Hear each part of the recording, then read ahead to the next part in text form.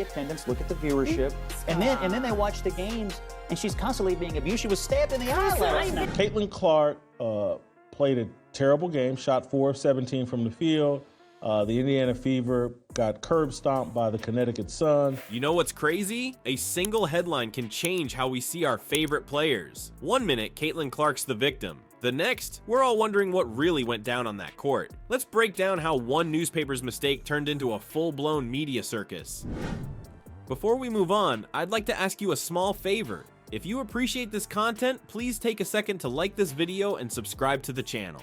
Over 98% of you watch the videos without subscribing. It costs you nothing, but it makes a huge difference to us. So did you click the subscribe button? Great! Thank you so much.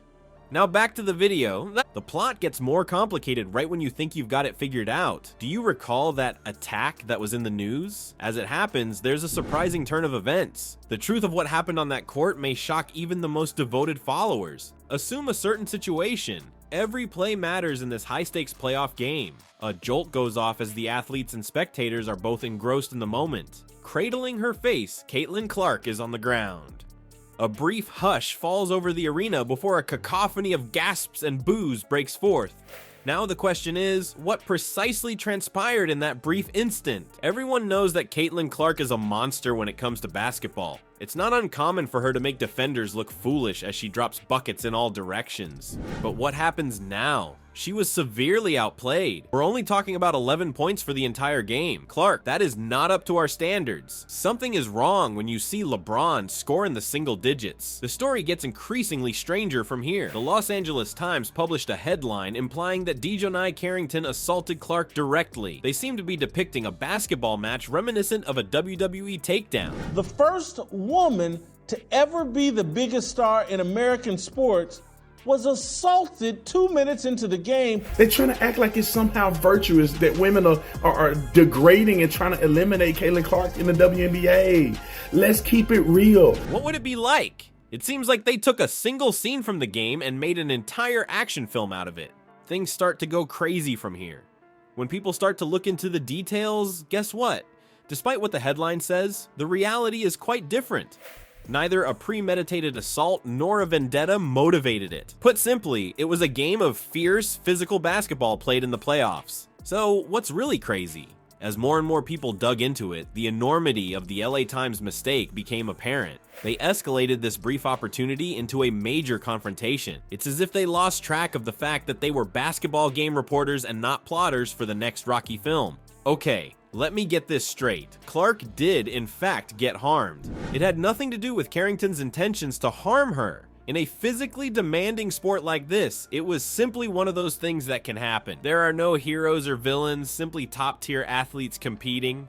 Everything has spiraled out of control due to this one headline, which is why the whole thing is ridiculous. You could be engrossed in a basketball game 1 second and swept up in a media whirlwind the next. The message gets all distorted at the end, just like in that game of telephone we played as kids. As for the most insane aspect, a misleading headline is the foundation upon which all of this controversy and debate rests. Putting an entire house on top of a Jell-O foundation is the equivalent of this. It may look nice now, but it won't last. For this reason, you should not accept news reports at face value, but should instead conduct thorough research. There are many gray areas in athletics, as there are in real life. Attempts to reduce complex issues to concise headlines often result in the loss of important nuance. No matter how powerful headlines are, there's something much more powerful than that. An expression of popular opinion. The Los Angeles Times likely assumed it was business as usual when they published the shocking headline. They were unprepared for the tsunami of criticism that would make them question their entire strategy. Caitlin Clark, unanimous Rookie of the Year. But what's even more impressive, she's first team WNBA. Has a black eye during the second half of the game because Dijonai Carrington stabbed her with her fingernails in the eye. The Michael Jordan of the WNBA was assaulted. A single tweet was the catalyst. Next up, yet another, and yet another. Anger and reprimand from fans who felt the LA Times was prejudiced quickly spread throughout social media.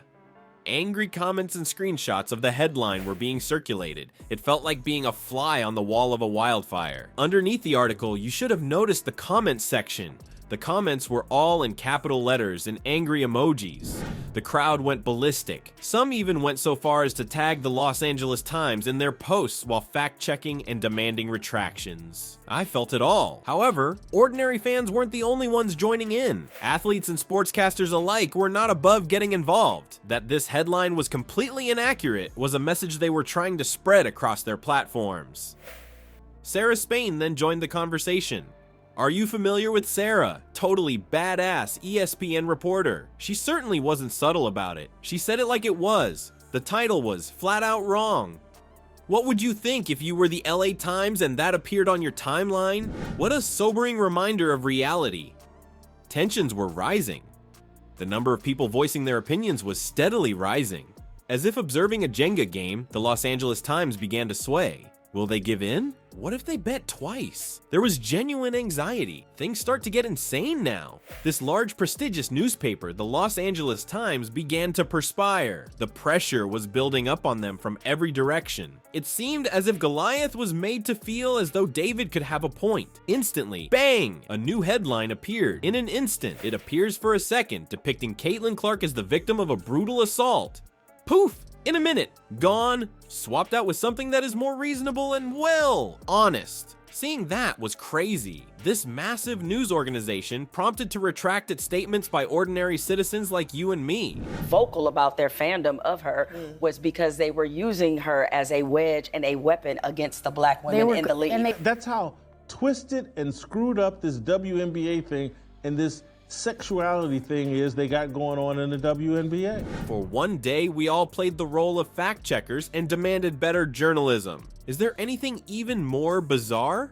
All of this transpired in a day or less. Tweets, blogs, and comments were flying at 1,000,000 miles per hour from the time that title appeared until it was changed.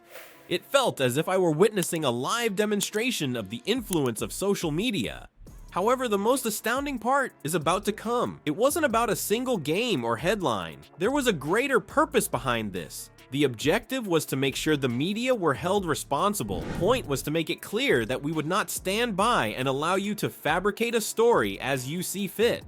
When you make a mistake, we will point it out because we are here and observing. What this means for our consumption of sports news, though, is the true game changer. There is more than one person or game at the heart of this Caitlin Clark headline disaster. It's causing a stir in the sports journalism community generally and among women's sports in particular. Put it in your mind. These days, all it takes is a single tweet to sway the editorial opinion of a prominent newspaper. You're insanely powerful. However, this also implies that we, the audience, must improve our reading and viewing skills. No longer can we accept anything at face value. Is there a specific way we can accomplish that? Playing the role of a sports news detective is similar, really. Get a breath before you go, whoa, in response to a shocking headline. Oh, you would think she would do this or to poke it out like this. How are you going to go for the ball like this and then have your hand come down and hit her right in the eye? She's got to get out of there. They need a real enforcer. They need people that have Caitlin Clark's back. Hold off on sharing it until later. Rather, delve a bit further. Try to get the whole story and not simply the interesting parts.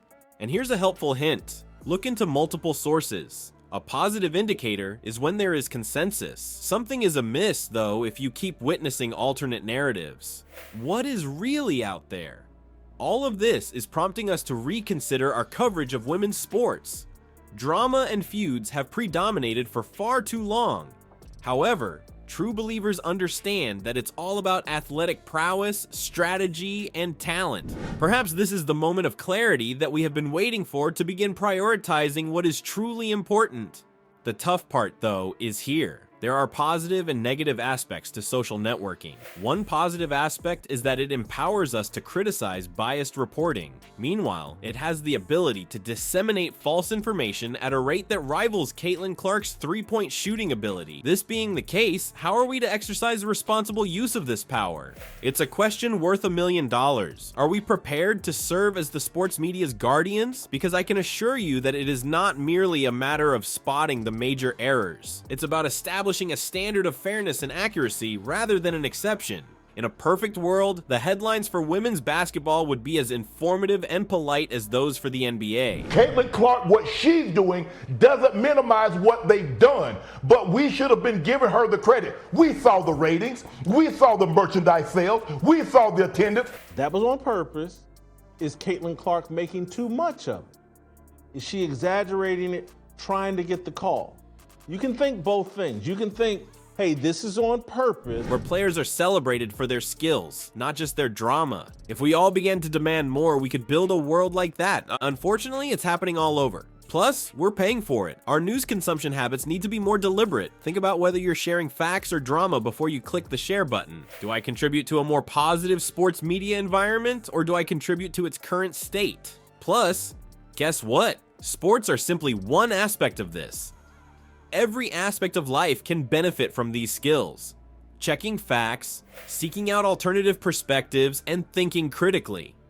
We're maturing into more informed citizens, not only more discerning sports fans. After this, what comes next? We get to decide that. The choice is ours. Continue with the status quo, or seize this opportunity to demand meaningful transformation.